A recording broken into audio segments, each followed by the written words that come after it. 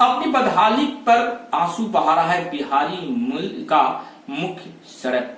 यह सड़क जो पटना और सासाराम के अलावा कई जिलों को भी जोड़ता है, लेकिन यह सड़क अपनी बदहाली पर आंसू बहा रहा है। हालांकि कई राजनेता इस सड़क से गुजरते हैं, लेकिन किसी का भी ध्यान इसकी मरम्मती पर अभी तक नहीं गया है। आइए देखते हैं इस पर एक विशेष रिपोर्ट। बदहाली पर आंसू बहा रहा है बिहारी मिल का यह सड़क, जो काफी ही अरमान के साथ बना था। सासाराम जाना हो या पटना जाना हो, बड़ी बड़ी गाड़ियां, ट्रकें, बसें और पदाधिकारियों की गाड़ियों के साथ राजनेताओं की गाड़ियां प्रतिदिन इस रास्ते से गुजरा करती है। लेकिन इस बिहारी मिल स्थित सड़क की हाल क्या है, यह आप देखकर स्वयं सोच में पड़ जाएंगे। भोजपुर दर्शन की कैमरा टीम ने देखा कि इस बिहारी मिल मुख्य पथ का हालत काफी ही दयनीय है। काफी बड़े बड़े गड्ढे हो जाने के चलते ट्रकों पर जो सामग्री आता जाता है, काफी ही परेशानियों की सामना ट्रक चालकों को करना पड़ता है। और इसमें कई बार ऐसा हुआ कि एम्बुलेंस से जा रहे मरीज अपना दम भी तोड़ देते हैं।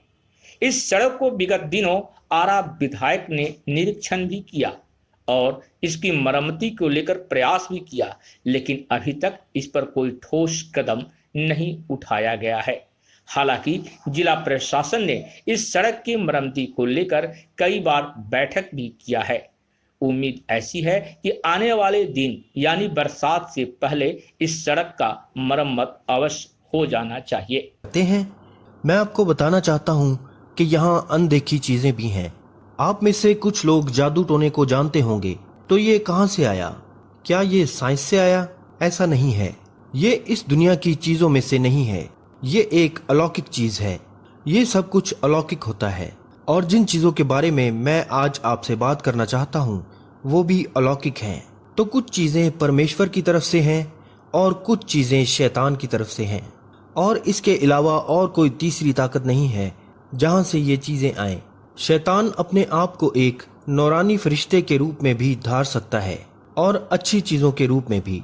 तो क्या पता आप में से कुछ लोगों के पास ये शक्ति हो कि आप उन्हें देख सकें। बदरूहों पर काबू पाने वाले आपको गुमराह करते हैं और आपके जरिए दूसरों को भी गुमराह करते हैं। उनको एक शरीर चाहिए होता है इस्तेमाल करने के लिए। बहुत से लोग कहते हैं कि उनके बारे में कई कहानियां हैं और लोग उनको ढूंढते हैं मदद के लिए, और बहुत से लोग ये करते हैं शिफा पाने के लिए। बहुत से कलाकार और फिल्मी सितारे वो भी ये बताते हैं कि उनके पास कोई रूहानी उस्ताद है जिन्होंने उनकी यहाँ तक पहुँचने में मदद की है, पर आखिर में फिर वो उनकी नहीं सुनते, क्योंकि उन्हें जो चाहिए था उन्हें मिल जाता है और वो खुश होते हैं और उन्हें और कुछ नहीं चाहिए होता। तो फिर वो ऐसा नहीं करना चाहते जैसा उनके रूहानी उस्ताद कहते हैं। फिर वही रूहानी उस्ताद उन्हें मुश्किलात से दो चार करना शुरू कर देते हैं। वो उनको बीमारियां देते हैं, वो उनको दुख देते हैं, वो उनको डरावने सपने देते हैं, और फिर आप उनके द्वारा सताए जाते हैं। तो ये बदरूहें होती हैं। अब ये जो बीमारी है इन दिनों में, मुझे नहीं लगता ये कोई बुरी रूह है। ये एक कुदरती जरासीम है।